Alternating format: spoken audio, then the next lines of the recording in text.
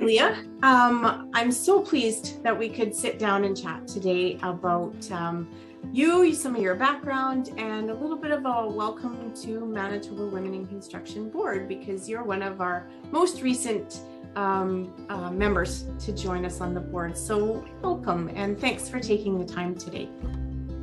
Thanks. We don't get, or we haven't in the past had a lot of women that are physically on the tools on our boards, or even coming out to Manitoba Women in Construction events. And so having this opportunity to get to know you a little bit more, and maybe getting a little bit more of your story of how you got into construction, will maybe encourage some of those women to say, you know, hey, yeah, there are a few more people like me out there.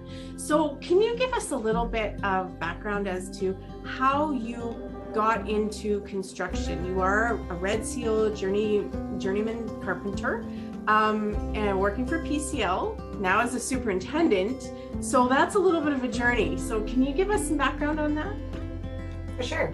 So when I was a little kid, I renovated with my dad. He was a home handyman and did his own house renovations and was a teacher by day. So grew up doing that. And then when I was 16, I got my own house where I started renovating that. And he helped me along with that as well.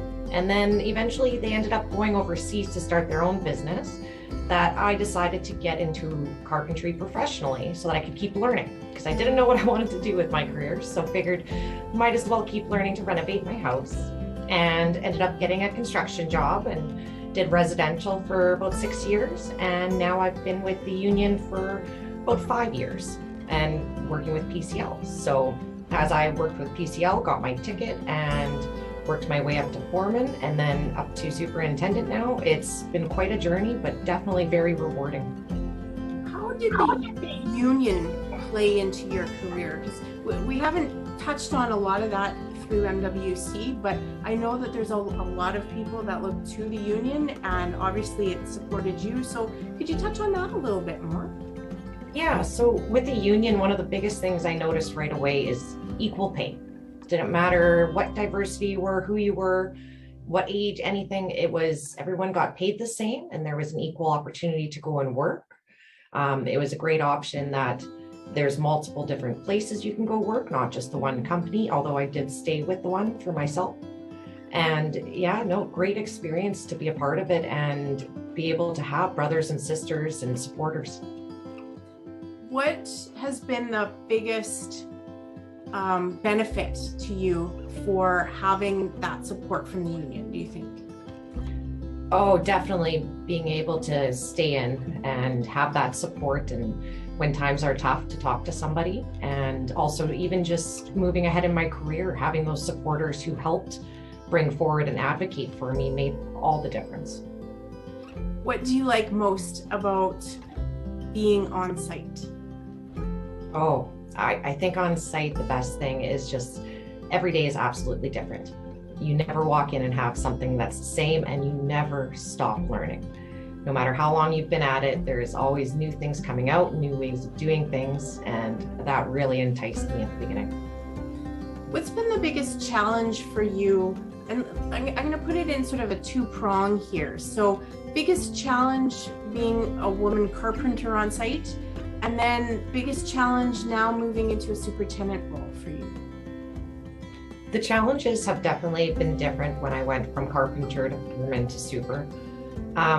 One of the biggest challenges is just people automatically thinking that you do not have what it takes to be there, that you continually have to prove yourself over and over again. You finally get to prove yourself and somebody accepts you, and then you go to a different job site and do it all over again. So it's just the stigma of automatically the assumption that you're there for the wrong reasons, or you don't know what you're doing, or you can't keep up, or that kind of stuff. And as I've moved into supervision, I found it was a completely different sort of challenge. Guys don't really like being told what to do, and not especially by a young female. So I had to find ways around that to kind of go up to somebody and let them know that something was wrong, but I found it was easier for me to go about in a roundabout way, that they kind of figured it out on their own instead of me just telling them. Okay, so the indirect approach versus the direct approach. Yeah. Okay, good. And I guess the question I would have then is who taught you that? Is it something that you felt you learned on your own, or just sort of your own personality, or did you have a mentor that helped you sort of figure those types of things out? I'm finding that those kind of things you learn by your mistakes a lot. Unfortunately, I learned a lot at the first few years of doing it, that, okay, this isn't getting across right. People aren't responding right. How do I get them to respond better? One thing I did utilize a lot is tradeswomen chats on Facebook.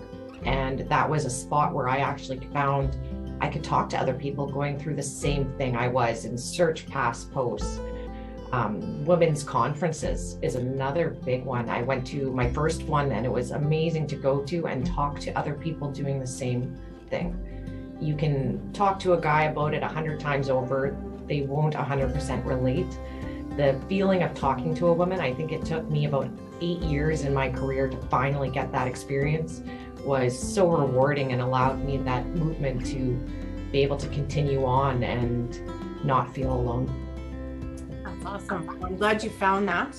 And I'm hoping that MWC could provide that opportunity for up and coming women in the field as well. What do you think the biggest thing that has to change in the field for more women to feel a little more comfortable there? More women, essentially, having less numbers. When you're the only one on a job site, it's very hard. When I started in commercial, the first job site I went on had about 2,000 men. And there was about another couple other females, but they were hard to find. And you walk into a room where there's that many people of the opposite sex and you feel so much alone, that having more females will definitely make a difference. And having more diversity in general and just having it accepted will definitely make a big change. Yeah, so strength in numbers. Yes. Yeah, awesome. Okay, we're going to switch tacks a little bit, and I'm going to ask you a couple questions that allow our members to get to know you a little bit more. So, are you a cat or a dog person? I love all animals. I used to work with animals before construction, but I'd have to pick dog over cat because that's what I have right now. Awesome. What do you do in your spare time? And when you have spare time, is it reading, watching TV? How do you fill your time? I'm an avid reader. I do watch a tiny bit of TV as well, but I find that I like to keep busy. Sports and activities. I've taken up tennis and golfing and curling as well, just to keep me busy and moving, as I'm not physically on the tools as much, that I'm trying to stay active. I enjoy rollerblading, hiking, canoeing, kayaking, tons and tons of different options and things. And home gardening. Since COVID, I found I've gotten a lot into gardening and houseplants, and might have a few too many now. Yeah, I know that feeling. Are you a coffee or a tea drinker? Oh, I like both. Once again, coffee is mornings for me and tea is in the evening. Awesome. What would be your favorite winter drink? Oh, I've recently been really into London Fog, so it's an Earl Grey tea with a steamed milk. And I really like that one. Awesome. And what would you drink in the summer then?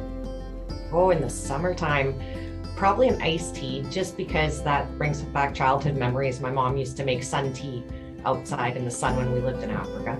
Awesome. Now I know you've traveled quite extensively, and you just dropped the Africa comment. What's been your favorite vacation? Oh, my favorite would be when I graduated high school. I was 17. I went over to Australia and New Zealand for about half a year and traveled throughout and backpacked, and that was an amazing experience to have. Oh, wow. And you did mention that you've been to Africa, and I gather you have some family over there. What intrigues you about Africa? That's my parents that absolutely love Africa. We went there when I was 11 to 14. They were missionaries in Botswana, and they moved back about 11 or 12 years ago to Tanzania to start a safari lodge. And with COVID hitting, the Safari Lodge closed down, that now their Safari Lodge was put on hold and they started a non-for-profit building a community center, like a health clinic for the locals there. And they've been doing that now. So it's been a pretty interesting thing to watch. And I do get to go visit sometimes when possible. And yeah, no, definitely a great experience growing up there, seeing other cultures and being a part of it. Oh, that's awesome. Have you been able to see them in the last 2 years with COVID hanging over our heads? No, so it's been a lot of virtuals, thank goodness for Zoom and being able to chat and stuff like that. But I was actually there right when the pandemic hit, managed to get back safely. And since then, it's all been digital. So we're hoping this spring will be their first visit back. Awesome. So through all this COVID stuff, have you learned anything about yourself that maybe surprised you a little bit, or, you know, made you realize that, you know, you knew yourself really well? Well, I've always been a homebody, but now I'm realizing with COVID how much I do miss going out and having events. It used to be more tedious to try to go to them sometimes, but now I'm really looking forward to them starting up again. I think we all are, absolutely. No matter how introverted we are, I think just a little bit of socialization is what we're looking forward to. Well, I want to thank you for your time today, Leah. It was great to get to know you a little bit better, and I think the members are going to love it. So thank you. Thank you.